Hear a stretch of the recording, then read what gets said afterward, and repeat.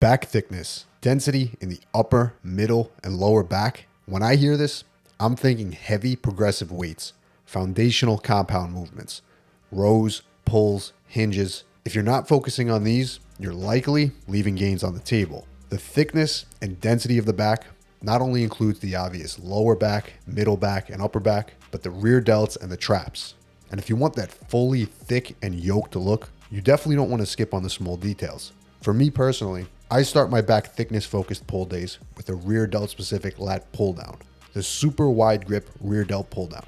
For this exercise, we want to grab the bar with the widest grip possible. Pull the elbows out to remove the lats as much as possible. And we want to focus on squeezing those rear delts down as we pull. If you do this correctly, you should only be able to pull that bar to the mouth or chin level. If you are able to pull lower, you're likely not going wide enough and you're pulling with the lats. Not something we want with this workout.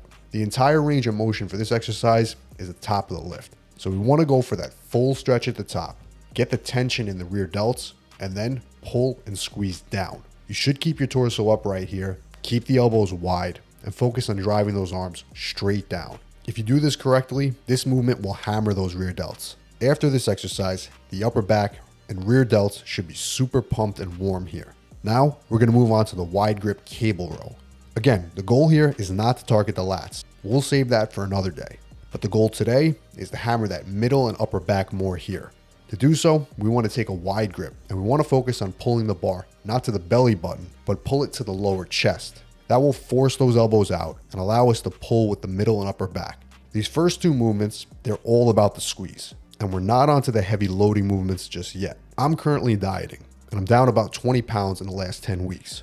I'm pretty fatigued, super flat, and in need of a good refeed. But nonetheless, I'm still pushing through this diet. My cuts are fairly aggressive, and as my body weight comes down, I personally prioritize my exercise order to pre-fatigue myself on a lot of heavier compounds. I do this for safety reasons. So instead of starting with heavy rows and hinges today, I'll actually place those at the end of the session and get the upper back and middle back pre-fatigued by hitting hard sets of cable work first in the session. After my upper back is super warm, pre-fatigued, and pumped, now it's time to go on to some heavy basics. Today, that would be deficit barbell rows. If you think traditional rows require a strong back, then you definitely haven't tried these yet. This is an old school staple that you just don't see done often today anymore. Guys like Arnold and Franco, they used to do these standing on the edge of a flat bench back in the pumping iron days. But the goal here is to elevate yourself so that you can bend over completely without the plates hitting the floor. Personally, I hinge at the hips until the bar touches the top of my shoes. And then I lock into the position and I row the barbell to my sternum.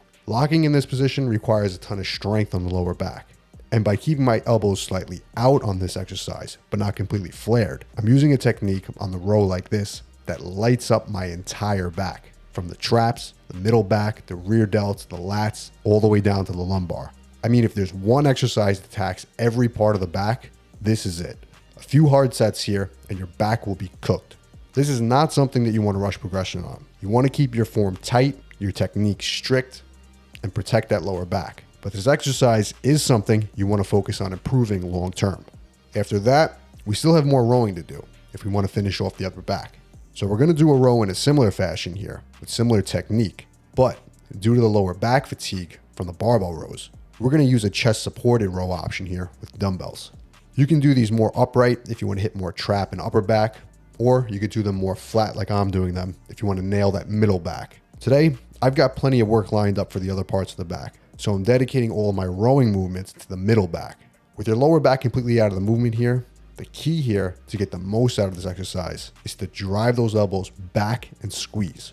Isolate the upper back, get an additional volume, and to finish off the back before moving on to the next movement. After that, the rear delts, middle back, and upper back, they should be feeling pretty fatigued. Now it's time to hit the traps hard. Any shrug variation will work well here. That's dumbbells, barbells, even machine or cables will work well. Just make sure you don't slack on the weight, but also make sure to put the ego aside and focus on a deep stretch and to pull those traps up as high as possible. Bouncy reps, they never built any traps, but good deep stretches into the negatives and pulling those traps all the way up to the ears, that builds massive traps. My personal lifting cue on these is to drive the elbows up. This causes a slight bend in the elbow, but personally, this allows me to shrug even higher at the top. With all these movements today, you should be using straps. After those 5 exercises, back is completely done for the day. And you should feel like the last thing you want to do today is more back work. That's why we're moving on to biceps. To finish off those biceps that are already warm from all the compound pulling movements, we're just going to do a couple exercises. 90% of my bicep training over the years has been simple barbell and dumbbell curls. And that's exactly what we're going to go with today. 3 sets of heavy barbell curls and 3 sets of heavy dumbbell curls. Simple, but not easy.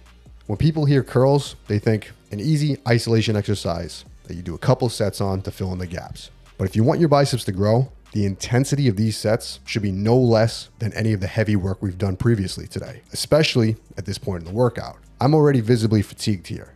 And despite the fact that there's just a few sets of curls left, the intensity is still high enough here that even an isolation exercise can become a demanding movement. If your arms are not growing, I promise you, you don't lack a magical exercise. You don't lack a secret training plan. You lack focus. You lack intensity. You lack effort in your arm training. Stick to the basics here and put as much intensity into them as you do with your big compound lifts. If you do that, your arms will grow. Follow this pull workout if you want to add more thickness and density to your back, traps, and rear delts. And if you want the exact training programs that I personally recommend to build more muscle using proven old school bodybuilding methods, all my old school mass game programs are down below. And as always, if you want to see more of the best original bodybuilding content just like this, make sure to hit subscribe.